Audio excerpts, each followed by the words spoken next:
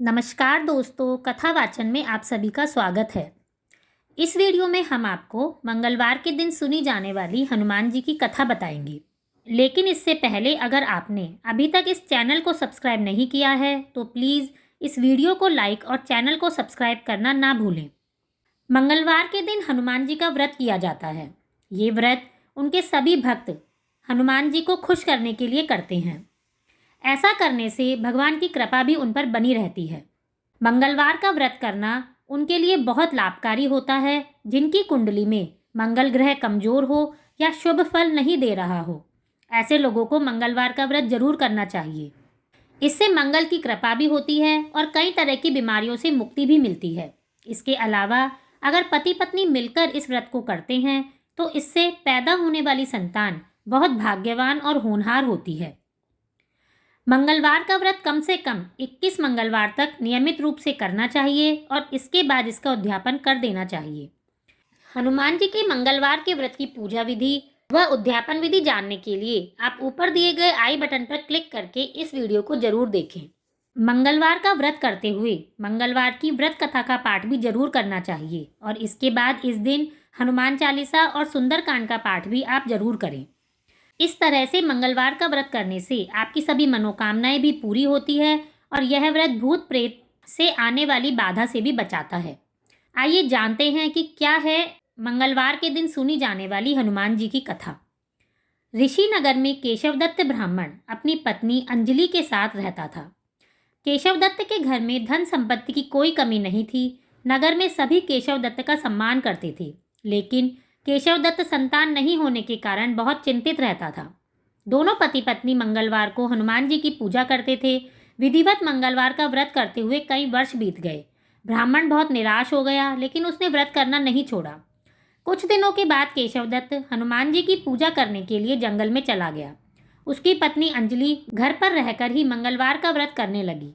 दोनों पति पत्नी पुत्र प्राप्ति के लिए मंगलवार का व्रत करने लगे। अंजलि ने अगले मंगलवार को व्रत किया, लेकिन किसी कारणवश वह उस दिन हनुमान जी को भोग नहीं लगा सकी और उस दिन वह सूर्यास्त के बाद भूखी ही सो गई। अगले मंगलवार को हनुमान जी को भोग लगाए बिना उसने भोजन नहीं करने का प्रण कर लिया। 6 दिन तक अंजलि भूखी प्यासी रही। 7वें दिन मंगलवार को अंजलि ने हनुमान जी की पूजा की, लेकिन भूख प्यास के कारण वह बेहोश हो गई। हनुमान जी ने उसे स्वप्न में दर्शन देते हुए कहा, उठो पुत्री, मैं तुम्हारी पूजा से प्रसन्न हूँ। तुम्हें सुंदर और सुयोग्य पुत्र होने का वर देता हूँ। यह कहकर हनुमान जी अंतर्ध्यान हो गए। तब अंजलि ने तत्काल उठकर हनुमान जी को भोग लगाया और स्वयं भोजन किया। हनुमान जी की अनुकंपा से अंजलि ने एक सुंदर शिशु को जन्म दिया। मंगलवार को जन्म लेने के कारण उस बच्चे का नाम मंगल प्रसाद रखा गया। कुछ दिनों के बाद अंजलि का पति केशवदत्त भी लौट आया। उसने मंगल को देखा तो अंजलि से पूछा, यह सुंदर बच्चा किसका है?